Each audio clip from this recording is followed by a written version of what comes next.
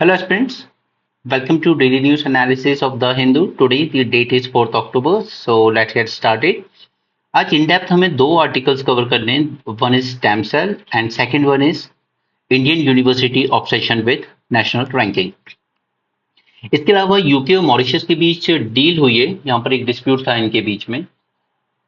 तो उसको थोड़ा सा देखेंगे बट उतना कोई ज्यादा इंपॉर्टेंट नहीं है. लेकिन अगर आप ये कहें कि मॉरिशस का डीकोलोनाइजेशन हुआ है तो yes, now finally the decolonisation has been completed. बाकी छोटे छोटे न्यूज आर्टिकल बहुत सारे हैं जिन पे हमें बात करनी होगी. फर्स्ट है with respect to Supreme Court judgment, जहां पर उसने कहा है, पहले हमने कुछ सेक्शन में डिस्कस किया था कि यहाँ पर प्रिजन मैनुअल भी कुछ इस तरीके की, जहां पर एक कॉलम बनाया जाता है प्रॉपर जो प्रिजनर है उसकी कास्ट का, एंड कास्ट के बेसिस पर इनको with in the prison work allocate किए जाते हैं. से समवन इज फ्रॉम एससी तो उसको वहां पे स्वीपिंग या क्लीनिंग का काम दिया जाएगा. Someone is from upper caste ब्राह्मण कम्युनिटी तो उसको कुकिंग का काम दिया जा सकता है.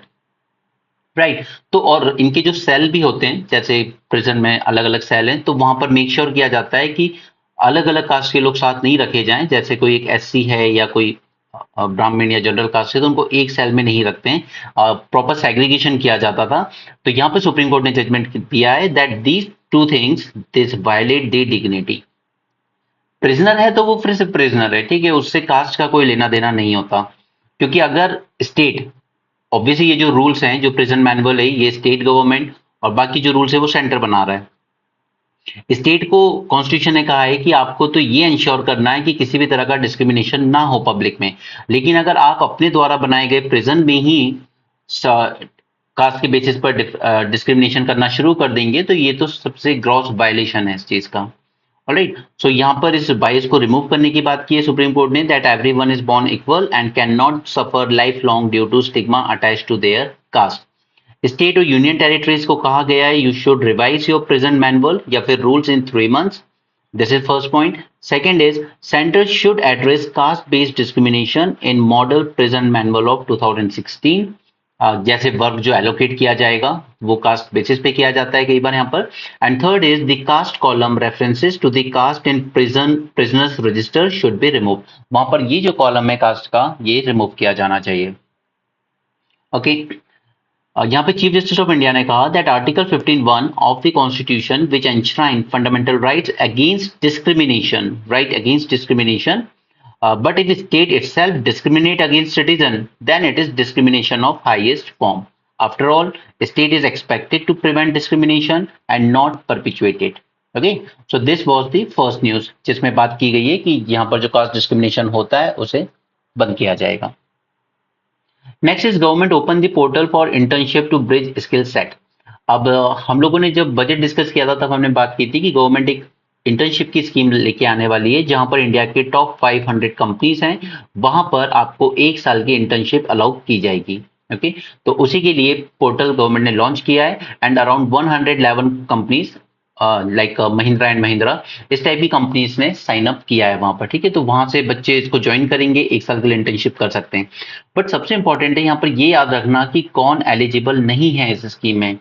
The scheme is not open to the post graduates, children of regular and permanent employees in the union or state government, graduates from premier institutions like IIT, IIM, NIDs, and professionals with qualifications such as CA, CS, company secretary होते हैं, and MBBS. Moreover, anyone from household includes a person who earned an income of 8 lakh or more in 2024 will not be eligible. तो ये एक important point है आपके exam के लिए याद रखने का कि कौन एलिजिबल नहीं है. ठीक है, ये आपसे प्रीलिम्स में पूछा जाएगा. तो इसको अभी तक बहुत नैरो रखा गया है स्कीम को, बट आप देख लीजिएगा कुछ मंथ या 1 साल बाद इसका डोमेन और एनलार्ज किया जाएगा. फिर कहा जाएगा कि ओके स्टेट इन यूनिवर्सिटीज वगैरह से भी जो पढ़े या ये जो 8 लाख रुपीज की लिमिट है इसको हटा दिया जाएगा. ठीक है, तो अभी के लिए तो ठीक है क्योंकि इन लोगों ने यहाँ पे मेनली फोकस उन बच्चों पे किया है जो लोग पॉलिटेक्निक कॉलेजेस से आते हैं या आईटीआई से ट्रेनिंग लेकर आते हैं, किसी तरह का डिप्लोमा लेके आते हैं, या फिर वो बच्चे जो हाई स्कूल या हायर सेकेंडरी स्कूल पढ़ने के बाद पढ़ाई छोड़ देते हैं. ठीक है, या BA, BSc, BCom, BCA, BBA, B pharma, या फिर जो भी अनएम्प्लॉयड बच्चे हैं जिन्होंने डिस्टेंस लर्निंग का कोर्स किया है, इन पे ज्यादा फोकस किया गया है अभी के लिए. गोल क्या है कि हम ट्रेन करेंगे 1 करोड़ यूथ को in 5 years and 1 lakh youngsters will be joining on the job training exercise. 111 corporates ने ऑलरेडी साइन किया हुआ है यहाँ पर and union government opened up the portal for India's top 500 companies to participate in the 1 year internship scheme. This will bridge the gap between skill set of unemployable youth and those needed by employers. Okay, तो ये दो front page के articles थे। Next is Israel bomb Hezbollah intelligence headquarter. तो ये सब चल रहा है, वहां पे वॉर स्प्रेड होती जा रही है। Center says Wangchuk is free but continues to confine him. अब ये मिस्टर सोनम वांगचुक हैं, इनकी डिमांड क्या है? इनकी डिमांड है 6th शेड्यूल को लेकर कि लद्दाख को 6th शेड्यूल मिलना चाहिए। अब ये चीज मैंने आपके साथ पहले डेली न्यूज एनालिसिस में भी डिस्कस की है कि लद्दाख का केस क्या बनता है 6th शेड्यूल के लिए। I don't remember the exact date, वो आप देख लीजिएगा। इसके अलावा ओवरऑल 6th शेड्यूल क्या है, इसकी पूरी बैकग्राउंड, ठीक है, इसके कॉन्स्टिट्यूशनल प्रोविजंस वगैरह, ये सब मैंने आपके साथ डिस्कस किए हुए हैं मेंस 450 में। और कल इसी पे एक इंपॉर्टेंट आर्टिकल आया था न्यूज़पेपर में, कल मैंने स्किप कर दिया था due to I am not feeling well that time. Okay, but वहां पे एक बहुत इंपॉर्टेंट आर्टिकल था 6th शेड्यूल का, बट हम इस 6th शेड्यूल को ऑलरेडी मेंस 450 प्लस में कवर कर चुके हैं। अगर आपने नोट्स बनाए हैं तो ठीक, नहीं बनाए हैं तो बना लो, क्योंकि मैंने आपको इस बार भी मेंस में विद प्रूफ दिखाए हैं कि कैसे हमने 12 से ज्यादा question directly as it is उसी टॉपिक पे हमने मेंस के सेशन किए हुए थे। और बाकी अगर हम उसमें डीएनएस और ब्रेनस्टॉर्मिंग भी ऐड कर दें तो एज हाईएस्ट 21 क्वेश्चन तक हम लोगों ने टच किया था। समग्र शिक्षा अभियान, ये सारी चीजें मैं आपको एक ही बार में क्लियर कर चुका हूं। पहले हमने नेशनल एजुकेशन पॉलिसी जान ली, ओके, उसी के अंडर में समग्र शिक्षा अभियान जान लिया था हमने, एंड उसी के अंडर में पीएम श्री स्कूल भी जान लिया था हमने। हमने तीनों चीज एक साथ पढ़ी थी ताकि एक ही जगह पे क्लियर हो जाए। लेपर्ड की बात है तो मैंने इस पे आपको नोट दिया था कुछ दिन पहले, और बाकी मैं प्रीलिम्स रिवीजन सीरीज में भी दोबारा कराऊंगा ये सब लेपर्ड वगैरह, स्पेशली न्यूज के जब मॉड्यूल आएंगे।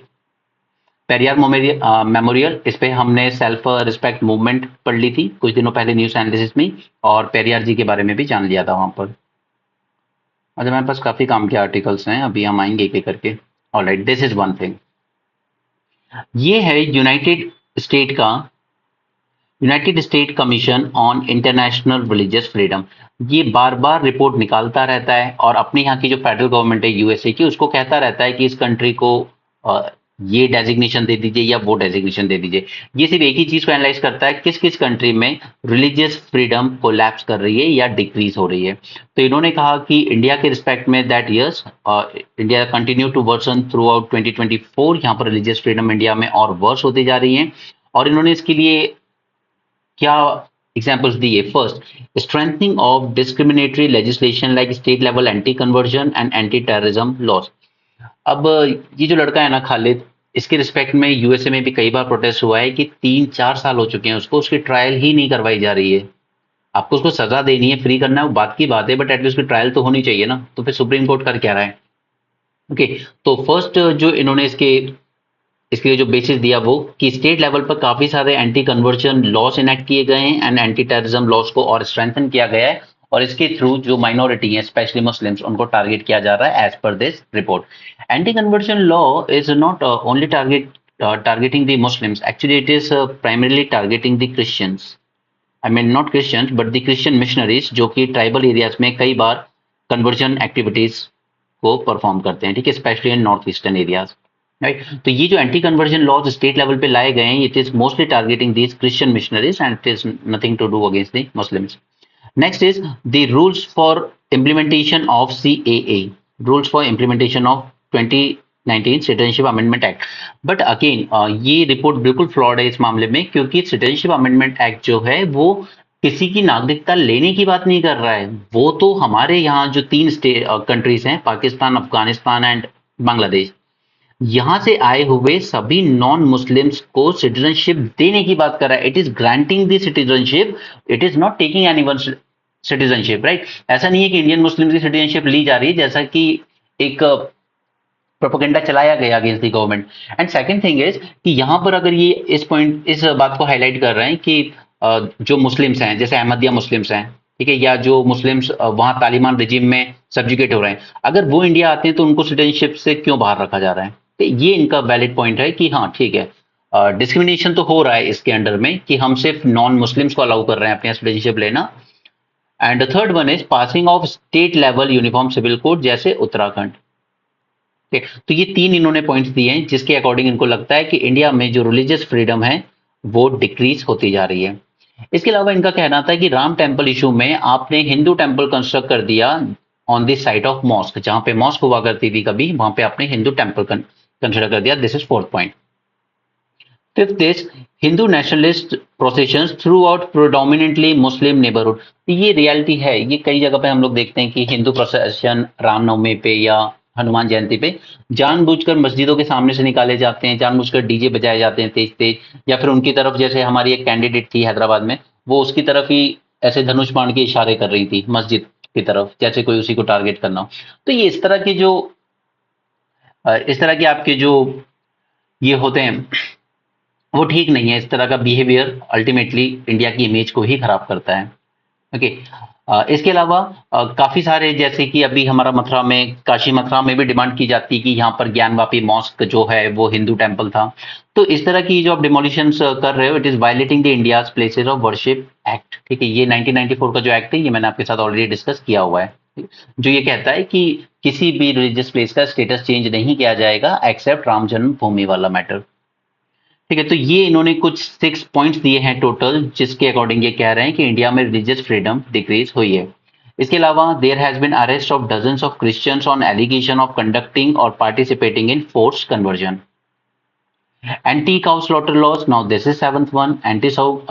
एंटी काउ स्लॉटर लॉज ये एक्सप्लॉइट किए गए हैं by the vigilante groups to target religious minorities. जैसे यहाँ पर एक मर्डर हुआ था एक मुस्लिम आदमी का, तो इसने रिक्वेस्ट की है यूएस स्टेट डिपार्टमेंट को to designate India as a country of particular concern for engaging in severe religious freedom violation. तो ये कुछ 7 पॉइंट्स हैं जो इस रिपोर्ट का कहना है कि इंडिया में रिलीजियस फ्रीडम कोलैप्स कर रही है। Okay, next is marital relation must be exempt from rape provision. अब इसके रिस्पेक्ट में याद रखिएगा, दिस सेक्शन 375 का एक्सेप्शन 2 ये एक्चुअली अलाउ करता है कि आप अगर नॉन कंसेंशुअल सेक्स भी कर रहे हो अपनी वाइफ के साथ, प्रोवाइडेड कि आपकी वाइफ 15 ईयर्स से अबव होनी चाहिए, okay, तो वो रेप नहीं माना जाएगा। बट इसके अगेंस्ट कुछ लोगों ने पीआईएल फाइल की है कि सेक्शन को बिल्कुल एलिमिनेट किया जाए। ये कैसे, एक आदमी को हस्बैंड है वो अलग बात है, लेकिन उसके बाद भी एक हस्बैंड को भी ये कैसे राइट दे रहा है कि एक विमेन, उसकी वाइफ, उसकी मर्जी के अगेंस्ट उसके साथ फिजिकल रिलेशन बनाए जाए। तो यहाँ पे सेंटर का स्टैंड मांगा था कोर्ट ने। सेंटर ने कहा है कि प्लीज इसको एग्जाम्प्ट ही रहने दीजिए, क्योंकि अगर इस तरह की चीजें करेंगे तो इसका मिसयूज के चांसेस बहुत हैं, और जो इंस्टीट्यूशन है मैरिज का वो पूरी तरीके से कोलैप्स कर जाएगा, ये एक ब्लैकमेलिंग टूल बन जाएगा। Union government told Supreme Court that punishing non-consensual sexual acts by a man with his own wife as rape will impact the conjugal relationship and lead to serious disturbances in the institution of marriage. Okay, फिर बहुत ज्यादा problem होगी कि आखिर आप किन evidences पर rely करोगे कि ये कंसेंशुअल था या फोर्स था, या तो फिर आप every night whenever you are involving into intimate relationship you keep some proof कि ओके इसने एग्री किया था इस टाइम, बट वो चीजें हो नहीं सकती। ये पूरी तरीके से मैरिज के इंस्टीट्यूशन कोलैप्स कर देगा एंड ये मिसयूज होने के चांसेस काफी ज्यादा हैं। बट रिमेंबर वन थिंग कि जो जस्टिस वर्मा कमेटी बैठी थी after that 2012 gangrape, Delhi gangrape, इस वर्मा कमेटी ने कहा था कि yes, marital rape should be criminalized. Okay, तो ये सब कोट करने की बातें हैं। यहाँ पे 4 लैंग्वेजेस को, वो जब भी इलेक्शन आते हैं ना, हमारे मोदी जी कुछ ना कुछ करते हैं उनको खुश करने के लिए, यहाँ पर सरकार ने 4 लैंग्वेज को और कल्चरल लैंग्वेज का स्टेटस दे दिया है, एक क्लासिकल लैंग्वेज का। वन इज मराठी, वहाँ इलेक्शन है, Bengali, Assamese, Pali and Prakrit. Okay, so now these will also be called as classical language. Classical language का क्राइटेरिया क्या है, ये प्रीलिम से पूछा जाता है, और वो मैंने आपके साथ डिटेल में डिस्कस कर लिया था 26 अगस्त के डेली न्यूज एनालिसिस में, और मैंने आपको वहां पे 2 चीजें याद रखने को कही थी। First is criteria and second is कि अगर मिल जाता है स्टेटस तो इसके बेनिफिट क्या क्या हो सकते हैं। ठीक है, तो ये चीज में हम दोबारा नहीं जाएंगे, आप 26 डीएनए का पीडीएफ देख लीजिएगा। These 2 are important thing. पहले हम बात करते हैं India push to end AIDS. अब एड्स को क्योर करने का एक सबसे आसान तरीका और सबसे इंपॉर्टेंट तरीका भी यही है कि प्रिवेंट किया जा सकता है बस। हालांकि कुछ रिसर्च ऐसी निकल के आई जहां पर देखा गया कि स्टेम सेल थेरेपी के थ्रू हम लोगों ने इसके क्योर ढूंढे हैं। करीब 3 लोगों में ये स्टेम सेल थेरेपी वर्क कर गई है। लास्ट ईयर भी मैंने प्रीलिम्स रिवीजन सीरीज के टाइम पढ़ाया था, ठीक है, लेकिन उसके अपने कुछ कॉन्सिक्वेंसेस थे। ये मैं वो चीज मैं आपको यहाँ पे इसलिए इंक्लूड नहीं करूंगा जो एड्स की क्योर की बात थी। वो मैं आपको अलग से या तो प्रीलिम्स रिवीजन सीरीज में कराऊंगा या अलग से 20 मिनट्स वीडियो में पढ़ाऊंगा, ठीक है। यहाँ पे मैं उस पर नहीं आ रहा हूँ, फिलहाल सिर्फ हम यहाँ पे एड्स की बात कर लेते हैं। सस्टेनेबल डेवलपमेंट गोल रखा है हमने to end AIDS as a public health threat by 2030। India के रिस्पेक्ट में इनका कहना है कि annual new HIV infection had fallen 44% between 2010 to 23, okay, better than global average. तो इंडिया ने बेटर परफॉर्म किया है, no doubt, but the long-term sustainability beyond this 2030 was crucial to preserving the gains made and ensuring that the impact of durable and transformative। ठीक है, और यहाँ पर prevention is the only की, ठीक, क्योंकि अगर एक बार किसी को एड्स हो गया तो फिर वो इलाज तो उसका लाइफ टाइम ही चलना है, ठीक। So India has made notable progress in reducing annual AIDS related death nearly 80% between 2010 to 23। ये सिर्फ थोड़ा सा फैक्ट्स थे जो याद रख सकते हो, बट अल्टीमेटली एड्स का जो क्योर वाला पूरा टॉपिक है वो अपने आप में ही 20-25 मिनट ले जाएगा, हम उसकी बात अलग से करेंगे। Next is all agri sector initiative brought under 2 new initiative. अब जब यहाँ पे शिवराज सिंह चौहान को बनाया गया था एग्रीकल्चर मिनिस्टर, तभी ये एक्सपेक्टेड था कि एग्रीकल्चर में हमें काफी कुछ चेंजेस देखने को मिलेंगे, और इन्होंने एक सबसे अच्छा चेंज किया है कि एग्रीकल्चर को लेकर जितनी स्कीम्स चल रही थी, सॉइल हेल्थ कार्ड वगैरह वगैरह, ठीक है, rainfed area development, agro forestry या फिर परंपरागत कृषि, ये सब उन्होंने मर्ज कर दिए सिर्फ 2 स्कीम में। तो अब एग्रीकल्चर में सिर्फ 2 ही स्कीम चलेंगी। It will merge all central schemes into 2 new scheme. One will be as usual Krishi Vikas योजना, ठीक है, प्रधानमंत्री कृषि विकास योजना, एंड सेकंड विल बी कृषि उन्नति योजना। अब ये सिर्फ 2 ही स्कीम के अंडर सारी मर्ज कर दी जाएंगी। It is aimed at promoting sustainable agriculture, and कृषि उन्नति योजना will address food security and agriculture self-sufficiency. Both the schemes will be implemented through state government. Okay, remember this. Both the scheme will be implemented through state government, जैसा कि अभी already किया जा रहा था। Okay, इससे फायदा क्या होगा? It will avoid the duplication, it will ensure convergence and provide flexibility to states. Focusing on emergent challenges of agriculture like nutrition security, sustainability, climate resilience, value chain development and private sector participation, ये सारी चीजों को tackle करेगी कृषि उन्नति योजना, ठीक। और ये सारी जो स्कीम्स चल रही थी सब मर्ज हो जाएंगी, soil health management, rainfed area development, agro forestry, परंपरागत कृषि and all those things. But mission on edible oil, ये मैंने आपके साथ डिस्कस किया था, this NEOM mission in oil palm, इस पे मैंने आपको पूरा एक मेंस का 450 प्लस में सेशन दिया था, because this is an important topic, आपको एग्जाम में आ सकता है मेंस में। Okay, so Cabinet has approved National Mission on Edible Oil या oil seeds for boosting domestic oil seed production and achieving self-reliance in edible oil। ये 7 year के लिए launch की गई है, 24-25 से 2030-31 तक। इसमें हम फोकस करेंगे जितने भी हमारे ऑयल सीड्स क्रॉप हैं उनकी प्रोडक्टिविटी बढ़ाने पर, rapeseed, mustard, groundnut, soybean, sunflower and sesamum, as well as increasing the collection and extraction efficiency from secondary sources like cotton seed, rice bran and tree born oils. And remember कि अभी हमने थोड़े दिन पहले पढ़ा था EU का deforestation law, वो हमारे इसी मिशन के लिए एक चैलेंज बन के आया है, क्योंकि यहाँ पर हम लोग ऑयल पाम कल्टीवेशन को इंक्रीज करने के लिए क्या कर रहे हैं, नॉर्थ ईस्ट में डिफॉरेस्टेशन कर रहे हैं थोड़ा, ठीक है, अंडमान निकोबार में भी डिफॉरेस्टेशन कर रहे हैं। लेकिन यहाँ पर ईयू ने क्या लिमिट लगाई है कि अगर आपने 2020 31 दिसंबर के बाद डिफॉरेस्टेशन किया है तो उस पर ग्रो हुआ प्रोडक्ट हम लोग एंटर नहीं होने देंगे यूरोप में, ठीक है। तो वो अभी के लिए ठीक है कि कम से कम ऑयल पाम के मामले में तो हमारा खुद का मार्केट इतना बड़ा है कि हम लोग अपनी खुद की नीड को फुलफिल नहीं कर पा रहे हैं, बट अदर जो ऑयल पाम के अलावा और चीजें जो हैं ऑयल सीड्स में, उनका अगर हम एक्सपोर्ट करना चाहेंगे तो ईयू का ये लॉ हमारे लिए प्रॉब्लम क्रिएट करेगा।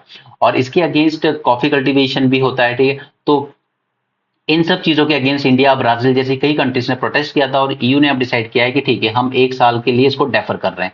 ये फोर्स में आने वाला था, बट इन्होंने कहा ठीक है हम दिसंबर 2025 तक का टाइम आपको दे रहे हैं। ओके, तो ये इस ऑयल पाम मिशन के कंटेक्स्ट में ही पढ़ना चाहिए उसको। तो इसके अलावा इंडिया ने कहा है कि we will join the energy hub, enabling India to join the energy efficiency hub. वो सब उनकी सस्टेनेबिलिटी का मैटर है, इतना कुछ ज्यादा इंपॉर्टेंट नहीं है। एक न्यूज है यहाँ पे सिकल सेल डिजीज को लेकर, जो कि हमने 12 सितंबर के डेली न्यूज एनालिसिस में डिटेल में कर लिया था, तो हम दोबारा सिकल सेल नहीं पढ़ेंगे। यहाँ पर डेली न्यूज एनालिसिस में हमने पढ़ लिया था। बाकी अगर मुझे प्रीलिम्स रिवीजन सीरीज में कराना होगा तो मैं वहां कराऊंगा आपको।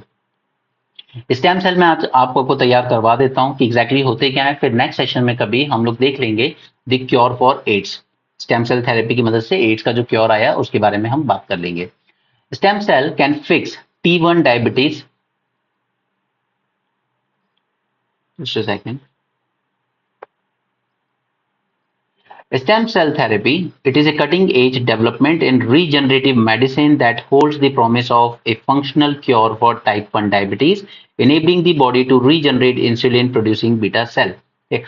अभी हम स्टेम सेल की बात करेंगे, अलग अलग तरह के होते हैं, बट अभी के लिए याद रखिए कि स्टेम सेल इज लाइक जो या तो खुद को ही रिप्रोड्यूस कर सकते हैं या फिर ये बॉडी के दूसरे ऑर्गन्स की तरह ऑर्गन्स में कन्वर्ट हो सकते हैं या दूसरे ऑर्गन हमें बना के दे सकते हैं।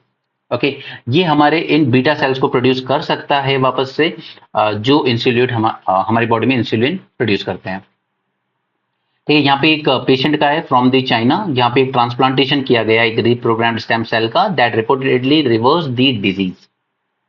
This is the first ever successful breakthrough in regenerating functional insulin producing cells through stem cell therapy. Insulin producing beta cell इनको regenerate कर लिया गया है। T1D.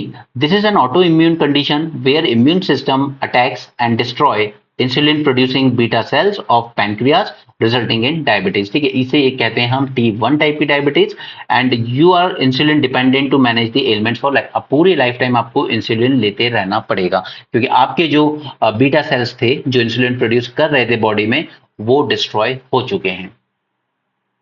टाइप 2 डायबिटीज क्या होती है, यहां पर insulin that is produced by the body is either insufficient और ineffective which is now manage mostly by taking the oral drugs. तो ये दो तरह की डायबिटीज की बात हो गई।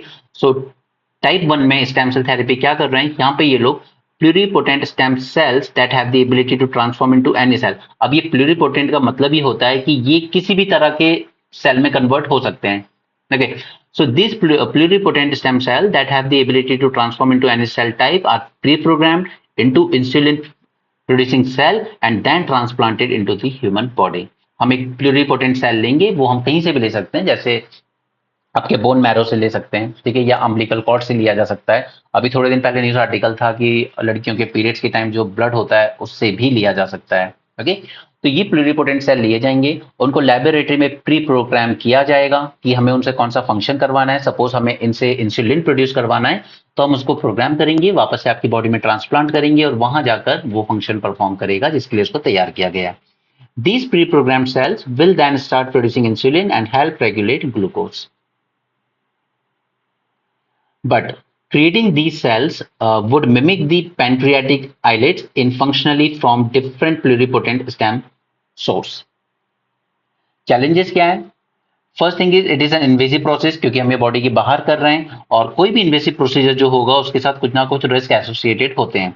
Also newly transplanted cells are prone to rejection by the body and will require long-term immune suppression that could cause infection and even cancer. तो चलिए अब यहाँ पे हम लोग स्टेम सेल वाला जो टॉपिक है इसको थॉरोली कवर कर लेते हैं। First, stem cell is a cell which has a unique ability to develop into a specialized cell type into the body. अब यहाँ पे देखिए ये हमारा एक सिंगल सेल है, या तो ये खुद को रेप्लिकेट कर सकता है, ठीक है, या फिर it can differentiate into many cell types. ठीक है, ये आरबीसी बन सकता है, आपकी बॉडी में जो भी है वो सब में ये अपने आप को डिफरेंशिएट कर सकता है। इसीलिए स्टेम सेल किसी भी बीमारी का इलाज करने के लिए सबसे ज्यादा रिसर्च किए जा रहे हैं। डिफरेंट टाइप ऑफ सेल्स की बात करें तो प्राइमरीली आप तीन टाइप की याद रखिएगा, embryonic, adult stem cells and induced pluripotent stem cell. First, embryonic cell. These type of cells supply new cells from an embryo as it grows and develops into a baby. यहीं से embryo से ही हम लोग new cells supply कर लेते हैं and these cells are said to be pluripotent which means they can change into any cell in the body. Okay, pluripotent की category ही यही होती है, क्वालिटी यही होती है कि वो किसी भी सेल में चेंज हो सकता है हमारी बॉडी के। Second one is adult stem cell.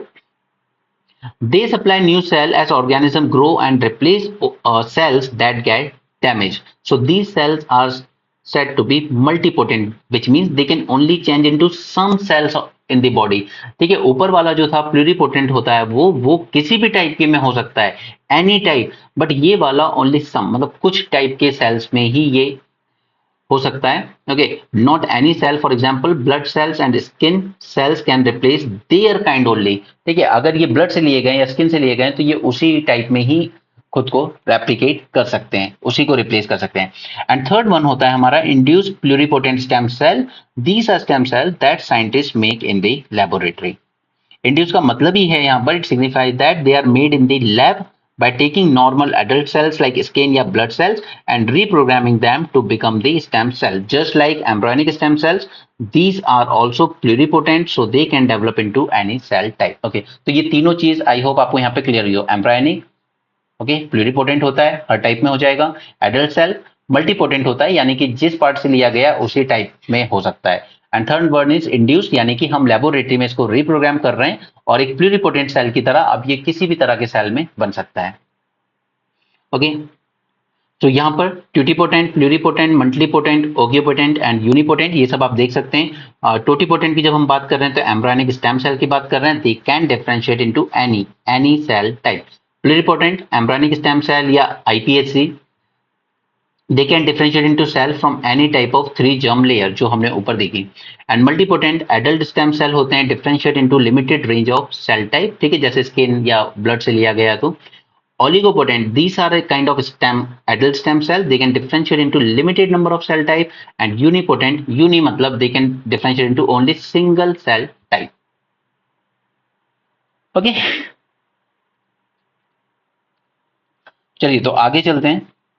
No, exam में आपसे जो पूछा जाएगा वो ये नहीं पूछा जाएगा कितने टाइप के हैं वगैरह वगैरह, आपसे पूछे जाएंगे इनके साथ जुड़े हुए कि एग्जैक्टली वर्क कैसे करता है, इस स्टेम सेल थेरेपी के एडवांटेजेस क्या हो सकते हैं और अल्टीमेटली इसके साथ चैलेंजेस क्या आएंगे. तो चैलेंजेस तो हमने ऊपर दो देखे कि इन्वेसिव टाइप का प्रोसीजर है तो ऑब्वियसली बात है कुछ ना कुछ रिस्क और साइड इफेक्ट लेके आएगा, और दूसरा कि हमारी बॉडी रिजेक्ट कर सकती है, इन्फेक्शन कॉज कर सकती है और साथ में कैंसर का रिस्क भी हो सकता है. So now how exactly they work. First, पहला स्टेप होता है stem cell extraction. The basic process of stem cell therapy starts with taking out the stem cell containing bone marrow and processing the stem cell in the lab. Second is specialization. These are specialized into necessary adult cell type and the stem cells are manipulated to specialize into specific type of cells such as heart muscle cell, blood cell या nerve cell या फिर जैसा कि अभी हमने ऊपर देखा insulin producing beta cell. Third level पर इम्प्लांटेशन किया जाता है. Now those mature cells replace tissues that is damaged by disease और injury and this type of treatment could be used to replace neurons damaged by spinal cord injury, stroke, or other neurological problem. Can produce insulin that could treat people with diabetes or cartilage to repair damage caused by arthritis. यही article है आज. Replace virtually any tissue or organ that is injured or diseased, and these cells could be used to study disease, identify new drugs, and screen drugs for toxic side effects. Okay, तो यहाँ पर ये question था आपका 2020 prelims से, UPSC ने पूछा था. Genetic changes can be introduce in the cell that produce eggs और sperms for a prospective parent. Yes, a person's genome can be edited before birth at the early embryonic stage, right?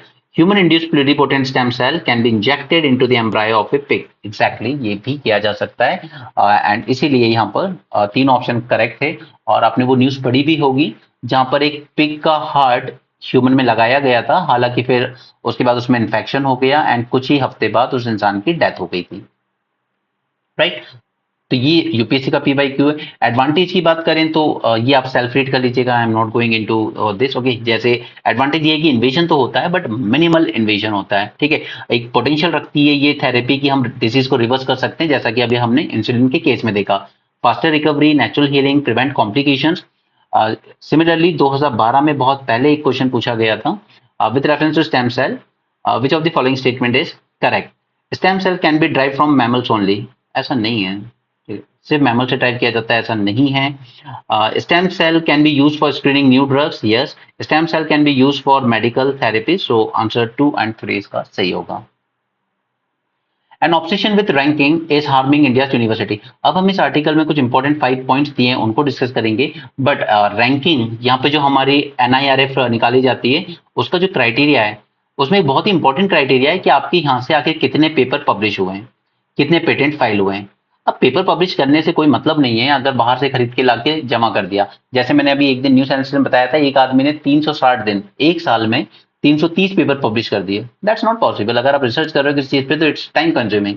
Okay, तो quality नहीं होती है। तो universities का बस ये रहता है कि पेपर पब्लिश होते रहे, हमारी रैंकिंग इंप्रूव होती रहे, क्योंकि NIRF में एक इंपॉर्टेंट क्राइटेरिया ये, और इसके बारे में मैंने आपसे बात की थी 13 अगस्त के डेली न्यूज एनालिसिस में। ठीक है, आपको क्राइटेरिया याद होना चाहिए।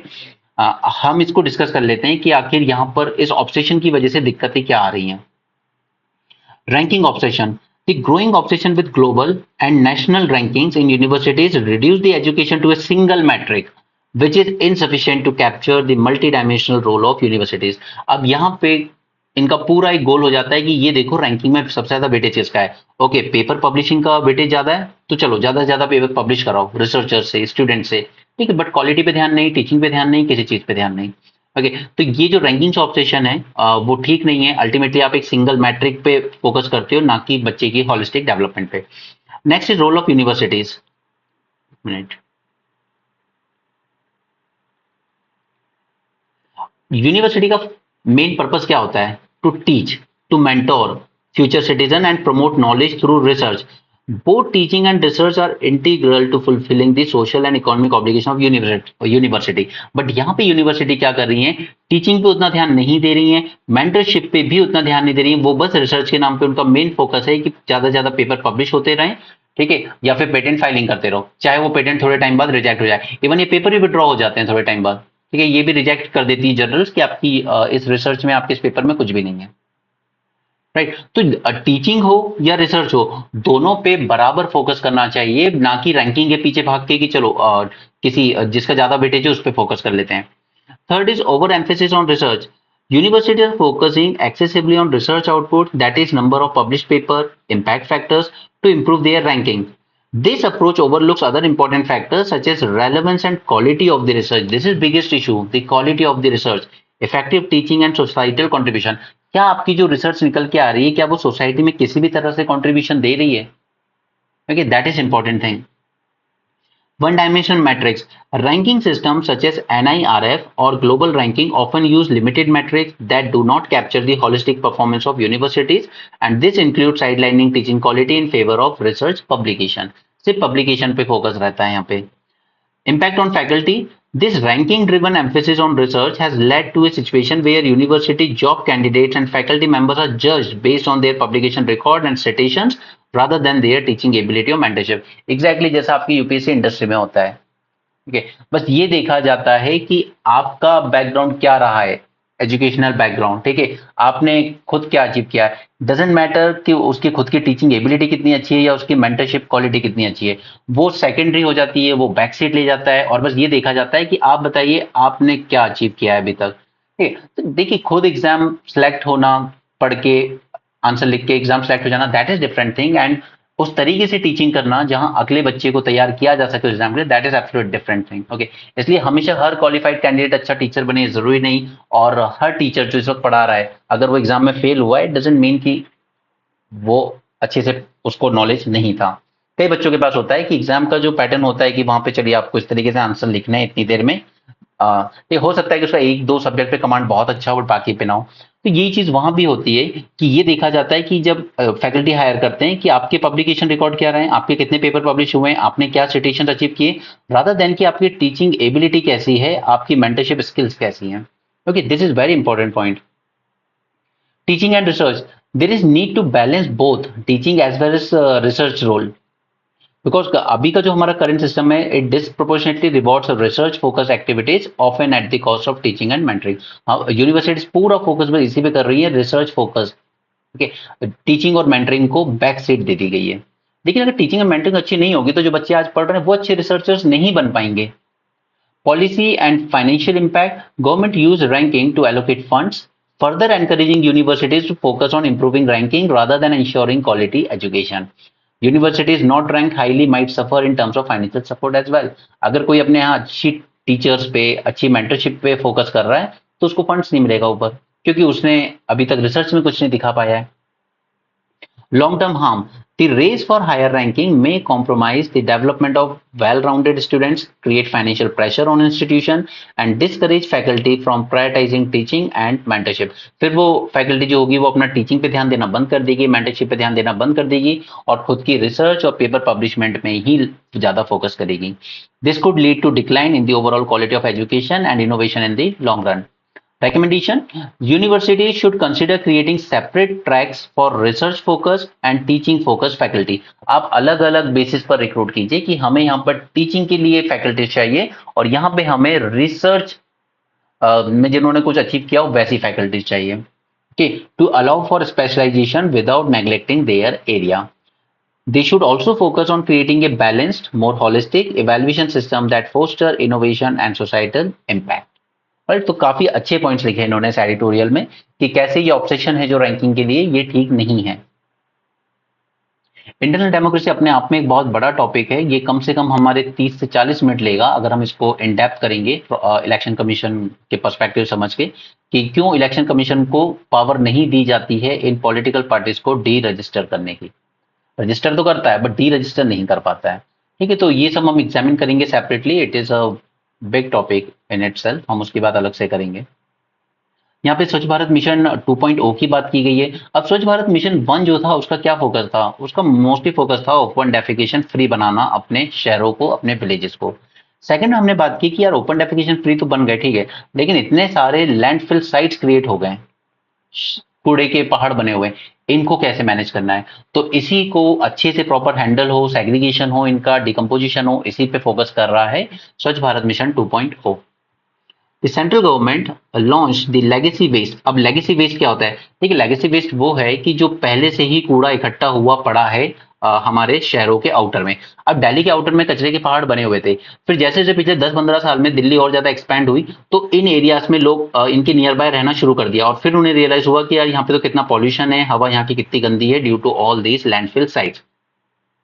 और रियल एस्टेट वालों को रियलाइज हुआ यार ये प्राइम लैंड है, दिल्ली के अंदर है, तो यहाँ पे तो रियल एस्टेट बनना चाहिए, कचरे के पहाड़ बने हुए हैं. तो एक तो हमने अपना बहुत ज्यादा प्राइम लैंड जो था वो इन लैंडफिल साइट्स में दे दिया. दूसरा कि यहाँ पे जब लोग रह ही रहे हैं तो उनको पॉल्यूशन फेस करना पड़ रहा है जैसे जैसे सिटी एक्सपैंड हो रही है. तो central government launch the legacy waste management project as part of Swachh Bharat Abhiyan 2.0 in October 2021 for a period of 5 year till 2026. But अभी तक 2021 से 24 तक अभी तक सिर्फ करीब 20% डंप साइट्स को कंप्लीटली रिमीडिएट किया गया है. यानी कि अभी भी 80% जो साइट्स हैं, जो लेगेसी वेस्ट था हमारा पहले का, ठीक है, वो अभी भी एज इट इज ही पड़ा हुआ है. Legacy waste are the dump sites collected and stored for years in a unscientific and uncontrolled manner. Okay, तो यहाँ पे ये मैन मेड गार्बेज हिल्स बनते रहते हैं on the outskirt of cities. करीब 15,000 acres of prime real estate is buried under nearly 16 crore tons of legacy waste across the country. अगर हम इस legacy waste को हैंडल कर लें, इन कचरे के पहाड़ों को हैंडल कर लें, तो करीब आप 15,000 एकड़ का prime real estate land free कर सकते हो. उसके अलावा इनके हेल्थ हैजार्ड्स होते हैं, एमिशन से एक्सपोजर होता है, इरिटेशन क्रिएट करता है माउथ में, थ्रोट में, inhaling methane from the landfills. Rag pickers जो होते हैं who work at these landfills, they develop skin allergies from year of exposure to waste. People living near landfills may be prone to developing tuberculosis, asthma, diabetes, depression, cholera, malaria, and other disease. They are also a source of greenhouse gas emissions such as methane as well as carbon dioxide. स्वच्छ Bharat mission जब 2014 में launch किया गया था 2 अक्टूबर को, तो goal था to eliminate the open defecation and create open defecation free villages. 2019 तक अचीव करना था, सरकार के अकॉर्डिंग हमने अचीव कर लिया. फिर 2021 में इसका सेकंड एडिशन लॉन्च किया गया, मिशन अर्बन 2.0, अपनी सिटीज को गार्बेज फ्री बनाने के लिए bye 2026 while maintaining open defecation free status across more than 4,000 ULBs. 100% source segregation होना चाहिए, डोर टू डोर कलेक्शन होगा, साइंटिफिक मैनेजमेंट होगा, ऑल फ्रैक्शन ऑफ वेस्ट का, सेफ डिस्पोजल होगा in the scientific landfill sites. This mission 2 aims to remediate the all legacy dump sites. जो पहले से कूड़े के पहाड़ बने उनको remediate करना होगा and convert them into green zone. Okay, तो इसके लिए एक एक्शन प्लान तैयार किया गया 3,000 करोड़ रुपए से ज्यादा खर्च करके to assist in the remediation of legacy waste dump site has been approve so far. But हम लोग हार्डली अभी तक 27% को रिक्लेम कर पाए, 73% is yet to be reclaim. Tamil Nadu ने सबसे बेस्ट परफॉर्म किया है इसमें, उसके बाद सेकंड पे गुजरात ने। यहाँ पे ईयू ने ऑफर किया है कि हाँ, हम ये जो डिफॉरेस्टेशन वाला रूल है इसको अभी एक्सटेंड कर रहे हैं, इसकी जो डेडलाइन थी उसको हम लोग इंप्लीमेंट करेंगे 30 दिसंबर 2025 से। ओके, और इसी के अलावा एक और ईयू ने क्या स्टेप लिया था, CBM, carbon border adjustment mechanism. इससे भी हमारे जो एक्सपोर्ट है उन पे नेगेटिव असर पड़ा था, मैंने डिस्कस किया है क्या होता है। Farmer earn less than 40% of price paid for fruits and vegetable. No, this is the biggest problem with the farmers. जो मिल्क हम लोग पे कर रहे हैं जितना, उसका 70% फार्मर्स को जाता है, ये फिर भी ठीक है। एग के लिए आप जो पे कर रहे हो उसका 75% जाता है, वहां भी ठीक है। लेकिन प्रॉब्लम आती है फ्रूट एंड वेजिटेबल्स में, जब बनाना का जस्ट 31%, ग्रेप्स में 35% एंड मैंगोज में 43% फार्मर्स तक पहुंचता है, बाकी सब मिडिल मैन के पास जाता है। सिमिलरली वेजिटेबल्स में 33% for tomato, 36% for onion, 37% for potato. और यही फार्मिंग के क्राइसिस का मेन रीजन है, middle man and retailers seem to have cornered a large part of price paid by consumer. इसलिए मैंने जब आपको एक सेशन कराया था on this e commerce and q commerce, उसमें मैंने आपसे कहा था कि ये जो आ रहे हैं ना, ये अच्छी चीज है, फार्मर के लिए बेनिफिशियल होगा। और मैंने 20 मिनट सीरीज में आपके साथ एक वीडियो किया था, role of startups in agriculture, तब भी मैंने इन सब चीजों की बात की थी। ओके, सो टेक्नोलॉजी ही है जो फार्मर का यहाँ पे शेयर बढ़ा सकती है। ओपेक की बात हम ऑलरेडी कर चुके हैं पुराने सेशन में, ठीक है। क्योंकि ईरान इसराइल की वॉर अगर शुरू होती है तो फिर से वर्ल्ड को एक ऑयल शॉक के लिए प्रिपेयर होने की जरूरत पड़ेगी। अब उसमें यूएसए बहुत इंपॉर्टेंट रोल होगा, क्योंकि it is one of the major producer of oil. ये ओपेक वगैरह की बात हम पहले कर चुके हैं, दोबारा नहीं करेंगे। यूएसए ने बैन कर दिए कुछ goods from the China over allegation of force labour. अब ये एक और तरह का नॉन टैरिफ बैरियर होता है जो यूरोपियन कंट्रीज या यूएसए लगाता है वर्ल्ड पे। जब हमारे प्रोडक्ट्स इनको रोकने होते हैं तो वो इसी तरह की बातें करते हैं कि आपका प्रोडक्ट एनवायरमेंट फ्रेंडली नहीं है, आपके प्रोडक्ट को बनाने में चाइल्ड लेबर का यूज किया गया है या फोर्स लेबर का यूज किया गया है। अब यूएसए ने यहाँ पर बैन कर दिए हैं चाइना से आने वाले कुछ स्टील प्रोडक्ट्स। उनका ये कहना है कि यहाँ पर, और साथ में आर्टिफिशियल स्वीटनर भी, उनका ये कहना है कि जिनजियांग प्रोविंस में ये बनाए गए हैं, वहां पे फोर्स लेबर का इस्तेमाल किया है चाइना ने। सो हम ह्यूमन राइट्स अब्यूज के अगेंस्ट हैं, इसीलिए इन प्रोडक्ट्स को हम अपने यहाँ एंट्री पर बैन कर रहे हैं। The commitment to eliminating force labour from US supply chain and upholding our values of human rights for all. Okay, तो ये एक और तरह का नॉन टैरिफ बैरियर है। अब ये जो ईयू ने भी लगाया ना, सीबीएम, एमिशन, कार्बन एमिशन के नाम पे, या deforestation law, okay, environment forest के नाम पे, या फिर ये जो यूएसए लगाता है फोर्स लेबर के नाम पे, ह्यूमन राइट्स के नाम पे, ये सब एक तरह के नॉन टैरिफ बैरियर्स हैं जो यूज किए जा रहे हैं against the developing and emerging economies like India, Brazil, China. ऐसे ही बनता है यार आंसर, ये सब चीजें कोई अलग से पढ़ने नहीं बैठोगे, ठीक है, आपको ये सब चीजें कनेक्ट करनी पड़ती हैं। सिमिलरली यहाँ पे बाइडेन का कहना है कि we are discussing possible Israeli strikes on Iran oil facilities. अगर आपने ईरान के ऑयल फैसिलिटीज पे अटैक किया तो वर्ल्ड फिर से एक बार ऑयल शॉक फील करेगा एंड फिर पूरी कंट्रीज में इन्फ्लेशन शुरू हो जाएगा।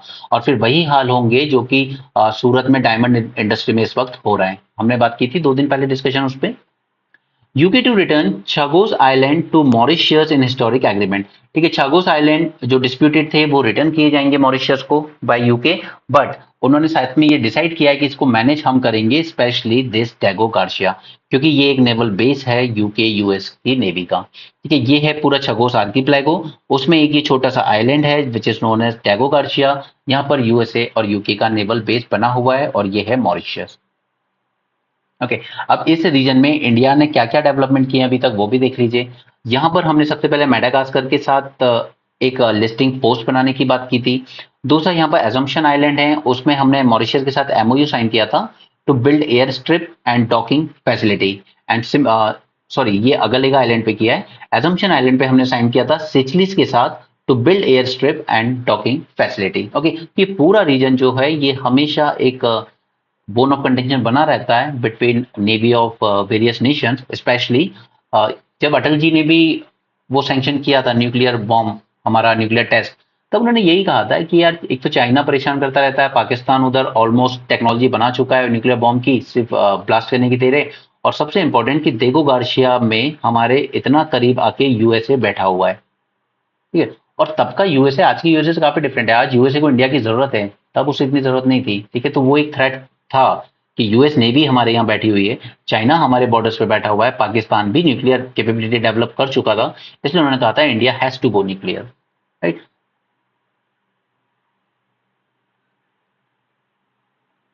UK and Mauritius have reached a historic political agreement by securing strategically important UK-US military base in Dago Garcia।